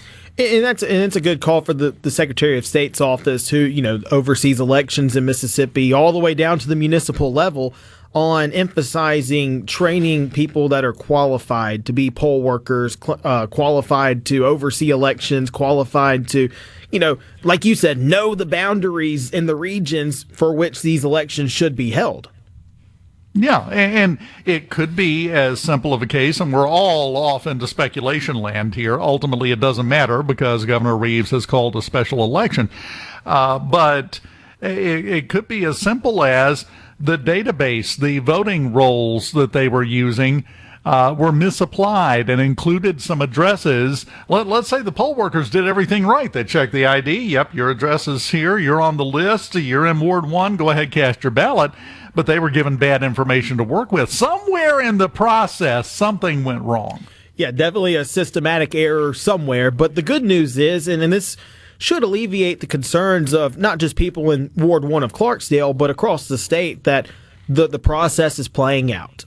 And that when election interference was determined, whether it be intentional or unintentional, I'm not making any allegations here, but when it was spotted, action was taken. The courts determined, yeah, this is right. This happened. These people should not have been able to vote in this election. And the governor said, look, all right, the county determined that there should be a special election. I see no reason that there shouldn't be one, so let's do it. So now people can take confidence in the fact that they will have their voices heard properly, legally, in the proper channels. And that's exactly right, because we tend to have the attitude that we should get everything perfect at all times and all ways in all departments, and it's never worked that way, and it never will. There are going to be problems and issues and challenges. It's not whether or not you have them, it's how you deal with them. And I think we're getting a gold star for how we're dealing with this. Yeah, and if anyone's expecting the government to be perfect, I think Rhino's next bump-in song should be The King of Wishful Thinking. Yeah, because it's never going to happen. Because here's a fun fact, and it's sometimes not represented that way. Did you know, fun fact, the government is made up of human beings, and human beings are imperfect by design. We don't have a perfect one walking the planet right now. So, yeah, things are going to happen. I have no doubt they will take some actions to get to the bottom of how this happened. Yeah. Now that we've established this, and we're gonna fix the mistake, which is all you can ask. But I think there needs to be some examination into how this happened and how we don't make the same mistake twice there or anywhere else for that matter. And for our listeners in the Delta specifically, November 18th is the special election, and that's a big date because, you know, we just had some elections here recently to determine legislative seats and special elections. Voter turnout was very low, and that's been a concern in Mississippi. You know, in 2023, we had historically high voter turnout for the governor's election, and then since then, it's fizzled out, and people are just not as engaged. I mean, this stuff is important. These people determine public policy in your city, in your region, and are arguably more influential than any state or federal leaders. So I do want to encourage people in Clarksdale, for those listening, go vote on November 18th. I don't care who you vote for. That's your decision, but go vote. Yes, for the purposes of this discussion, it doesn't matter who you vote for. No. Just as long as you exercise your right to go to the ballot box and cast your ballot and let your voice be heard. Because I guarantee you, if you stay home and whisper, nobody knows what you're saying. You got to show up and let your voice be heard. It's the only way any of this works, even as well as it does some days. So when you heard about this, when you first got this story, was your first reaction, wait, what? Yeah, I saw it, and I was like, hold on, let me go back in the archives and see if we've covered this or if we've looked into this or if we knew anything about this. Because, you know, we're covering the state with our newsroom, and sometimes, you know, not saying stories necessarily slip through the crack, but it's hard to keep a mental inventory of everything. So I did some research, and I looked into this, and I'm like, oh, this race was determined by 2 votes, and over 20 people were able to vote that should not have been able to vote in this election. Yeah, that kind of raised my antenna a little bit. The reporter in me kind of got a little suspicious, a little skeptical, so I started reading some of the court documents, definitely read everything the governor put out, and I was like, yeah, this is a pretty big deal. Well, I think you guys over in the news department do an incredible job of keeping up. In case you ever wondered, we have roughly 300 municipalities in the state of Mississippi. We got 82 county governments. We have the state government. I don't know how you don't go to bed with a splitting headache every night trying to watch it all. And then you think of our most important politicians, our football coaches. Between all of them, we've got a lot to cover here. I cannot believe I skipped them. You're right. That's the biggest group. Yeah, it's the ones you got to watch the closest. Governor Kiffin, Governor Levy, Governor Huff. No, I'm kidding. But so we stay very, very busy and very active in our news department. Mr. Huff still hasn't technically said he was going to do it out loud in public, has he? Well, I know, but look, hey, August 30th is a big day for him. If he can get a big win on August 30th, then look, he might be able to do anything he wants in the Pine Belt. Yeah, that's a very good point. And we'll just wait and see. And all you have to do to find out when it happens is to keep your eye on SuperTalk Mississippi News. How do they get there, Caleb? SuperTalk.fm, and I encourage you to sign up for our free newsletter. Free. Doesn't cost, no subscription, no cost, no nothing. You just put your email in, and on Friday, we'll send you an email that tells you all of our big stories of the week. Caleb, meanwhile, there we go. Perfect government operation. We dedicate this song to that. Never going to happen. Caleb, I appreciate you letting me know about this. Number one, he texted me earlier in the show and said, hey, got something you might want to look at. And I read it and I went, what in the heck? Okay, yeah, you got a point. So I bullied him into skipping his midday nap time to come in here and talk to us. And I appreciate it, man. Always a pleasure, Dave. Always enjoy it. We've got the final segment of Middays on this Thursday morning in the Element Wealth Studios next. Keep it here.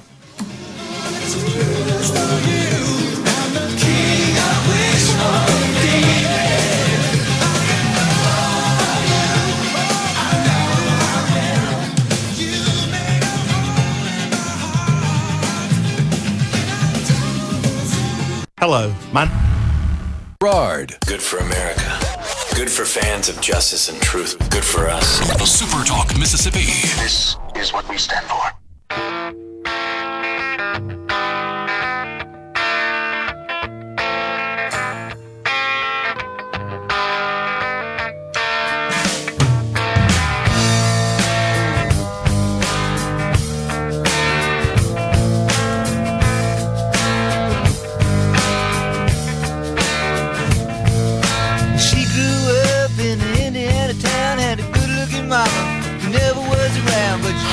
Tall and she grew up right with them Indiana boys on an Indiana 9. Perfect alternative to Taylor Swift announcing her new album here on Middays. We are in our Tom Petty and the Heartbreakers era. Perfect. Well done. Want to end on a couple of notes here, Rhino. You know, you got the guy that's running for mayor of New York who says he wants to have city-owned grocery stores. It's one of his platforms to provide cheap groceries. You've talked about it here on the show before now. Well, they have one of those in Kansas City. It is a city-run grocery store that they put together. $18 million it cost them to put it together and keep it open, and now they're having to shut it down because it has been looted to the point to where they only have the shelves left. It's been looted. They didn't have people who knew how to run a grocery store, which is not as simple as you think. You have to know what to stock, how much to order. You have to be able to order the appropriate order size in order to keep the shelves stocked, or to even order at all, because some of the suppliers have limits. They have minimum order amounts, and you have to know when to order it, how much to order. And they didn't have the expertise needed to do that. They didn't have the security to keep people from just stealing the stuff and walking out, so now they're shutting it down. So we have a perfect laboratory case of how it goes when a municipality, whatever its size, decides it wants to get into retail. It doesn't work. It's never going to work. It's two different skill sets. But Mom Donnie and his supporters say that they're going to keep costs low by buying in bulk. Like that's some sort of novel concept. So what's he going to do? Go to Costco and with the box truck and then come back and resell? I mean, what's his thought process? Again, different skill sets. Wouldn't that just be a bodega? Yes, actually it would. That'll be next. We're going to have free bodegas that'll last about 5 minutes. But it's different skill sets. You spend time in politics, you spend time in governance. That does not mean you have any of the qualifications necessary to run anything else or anything at all in a lot of cases, and he is a prime example of that. It's like the Mitch Hedberg joke. Hey, you're a great cook. Do you farm? Yes, the answer is, well, it depends on what their political party is. If it's a liberal, well, it doesn't matter. Yeah, kind of does. Colonel Cross told us a couple of days ago that they were getting ready to fly out on Hurricane Aaron, or Tropical Storm Aaron. And they did take off yesterday and went down to the Virgin Islands for their base of operations for this storm to do flights into Aaron to bring back better data. Just wanted to mention that since Colonel Cross told us about it earlier this week. Did you see the ridiculous level of chaos going on in Japan because of Happy Meals? Yes. This, again, is a great example of not thinking past the first step. Second and third order thinking is so important, and no one, it seems, does it anymore. They decided, the McDonald's franchises over in Japan, decided they were going to include 2 limited edition Pokemon cards in their version of the Happy Meal. In the only place in the world where Pokemon's bigger than America. Yes, it's almost a religion over there. It is an enormous deal over there. And in fairness, Pokemon it started cards over there. Yeah, Pokemon cards, though, a lot of them are extremely valuable. Nobody apparently had any thought at all about how this would turn out when they put them up for sale. The stores were slammed. Just could not handle the traffic. People coming in, buying dozens of these meals, going outside, taking the cards out, and just throwing the bags on the ground with the food still in it and walking off with their proud new possession of the Pokemon cards. It was supposed to be a limited edition 3-day thing. They did it one day and said, nope, we're done. Not going to do this anymore. Can't believe you would do this. Which sadly kind of rewards the people that were acting badly on day one, because now they have even more limited edition versions of their cards. Which means they'll be worth even more. You have to think past, I want to do this because it'll be good for this reason, so let's do it. You have to think past that good for this reason part. What else happens after that? How does this play out? No one does that anymore. Action reaction is as far as we go. It's working great, too, let me tell you. Rhino, I've had a blast, man. It's been fun. Yeah, hadn't done this in a while. We'll do it again soon, though, I'm sure. Oh, yeah. Until then, stay safe, be careful, watch out for the stupid people. They're everywhere. And next time we do it, I'll see you then, my friend.